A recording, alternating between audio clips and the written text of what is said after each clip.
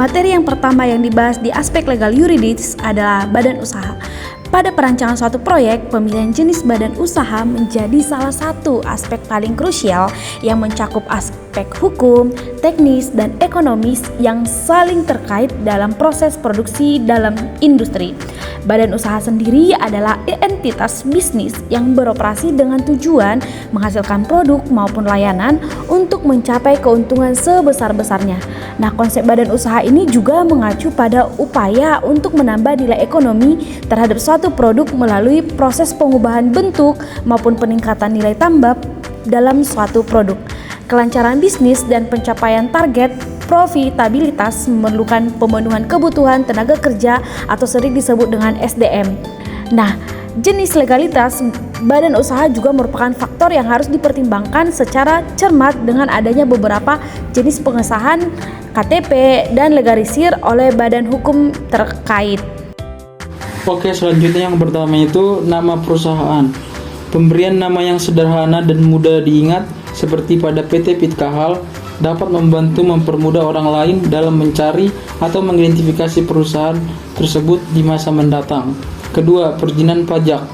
Ada dua aspek yang harus dilengkapi. Yang pertama itu pembuatan surat izin tempat usaha atau SITU. Ini merupakan proses penting dalam pendirian PT Pitkahal karena berfungsi sebagai dasar hukum yang dikeluarkan oleh pemerintah setempat untuk memastikan bahwa kegiatan usaha sesuai dengan peraturan dan undang-undang yang berlaku. Yang kedua itu pembuatan surat izin usaha perdagangan atau SIUP. Proses ini merupakan langkah penting dalam pendirian PT Pitkahal karena SIUP memberikan izin resmi untuk menjalankan aktivitas perdagangan sehingga melegalkan operasional bisnis. Berikutnya yaitu pembuatan nomor wajib pajak atau NPWP pada pendirian PT Pitkahal karena berfungsi sebagai alat untuk mengidentifikasi. Kemudian membuat surat keterangan domisili usaha diperlukan untuk upaya pendirian PT Pitkahal. Kemudian pembuatan tanda daftar perusahaan oleh Dinas Penanaman Modal dan Pelayanan Terpadu satu pintu. Kemudian pembuatan akta pendirian perusahaan, kemudian pembuatan upaya pengelolaan lingkungan, kemudian sertifikasi halal yang berperan untuk bukti bahwa produk atau layanan suatu badan telah memenuhi standar kehalalan, kemudian membuat standar BPOM dibentuk untuk pendirian badan usaha karena berfungsi untuk melindungi konsumen dari produk makanan atau barang lainnya di pasaran. 3. Proses legalitas industri. Pendirian perseroan terbatas diatur dalam Undang-Undang Perseroan Terbatas tahun 2007 yang mensyaratkan minimal 2 orang atau lebih untuk mendirikan perusahaan melalui akta notaris dalam bahasa Indonesia. Perseroan terbatas merupakan badan hukum yang memiliki hak dan kewajiban setara dengan individu sebagai subjek hukum, termasuk individu perorangan, warga negara Indonesia atau asing, serta badan hukum Indonesia atau asing.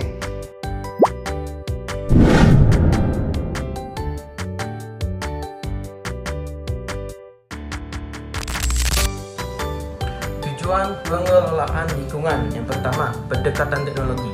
Nah, dalam pendekatan teknologi ini, teknologi yang dapat menyebabkan kerusakan lingkungan digantikan dengan teknologi yang lebih ramah lingkungan, dalam artian teknologi yang bersih, serta dikembangkan teknologi untuk pengolahan limbahnya. Kemudian yang kedua, pendekatan administrasi. Nah, pendekatan hukum dan peraturan bertujuan untuk mengatur perilaku manusia sebagai pelaku lingkungan, sehingga dampak negatif dari aktivitas manusia terhadap lingkungan dapat dikendalikan dan diminimalkan. Nah, pendekatan ini terdiri dari 2 tipe. Pertama, mengikat yang memiliki konsekuensi hukum seperti dalam aturan AMDAL, UKL, UPL, baku mutu, dan tata ruang. Kemudian yang kedua, itu sukarela yang lebih bersifat sosial dan internasional seperti eco-labeling dan sertifikat halal. Selanjutnya terkait tujuan pengelolaan lingkungan itu ada pendekatan ekonomis, di mana faktor lingkungan yang dimaksud itu sebagai bagian dari biaya produksi. Kemudian ada pendekatan sosial budaya, karena adanya keberagaman sosial dan budaya mempengaruhi cara pandang mereka terhadap pemanfaatan sumber daya alam dan lingkungan. Kemudian ada pendekatan ekologis.